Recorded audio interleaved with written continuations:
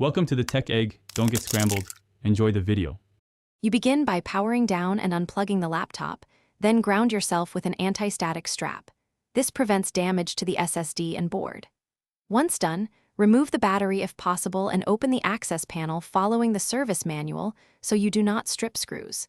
Make sure to label small screws and set them aside in order. You want a clean workspace and the right adapter or caddy. Doing this now saves time when you insert the new drive. You install the SSD carefully.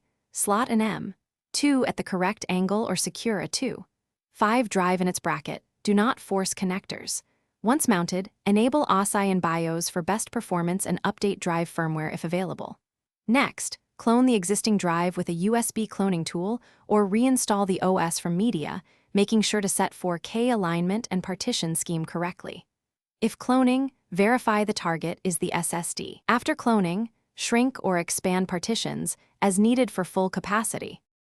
You finish by setting the SSD as the first boot device in BIOS and enabling trim in your operating system to maintain longevity and speed.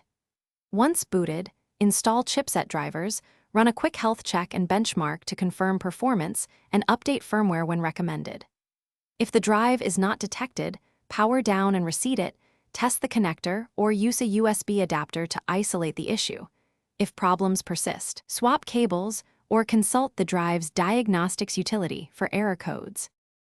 Thanks for watching. Consider subscribing if I helped unscramble your problems.